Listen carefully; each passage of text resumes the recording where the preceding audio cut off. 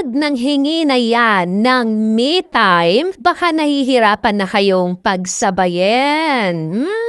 Mahirap naman po kasi talagang pagsabayin ang marami. Minsan, hihingi yan ng space, pero kailangan lang talaga magpahinga sa piling ng iba. Yung tipong busy daw, pero active sa chat ng iba. Pagod daw siya, pero may energy pang maglandian sa iba. Need space daw, pero ang lapit sa ibang tao. Wala namang masama sa me time kung totoo yan. Pero kung me time na may kasamang ibang ka-me time, ibang laban na yan. You have to know the difference between space or me time versus thriller time. May mga taong nagpapahinga hindi para mahanap ang sarili, kundi para mag-enjoy sa iba. Okay? Alam nyo, walang masama sa word na me time, just like what I've said. Hindi masamang magkaroon ng space. Hindi masamang mag-grow individually while you are still in a relationship. I understand minsan, di ba, gusto mo na talaga mapag-isa. At kahit gaano ka-strong ang relationship ninyo,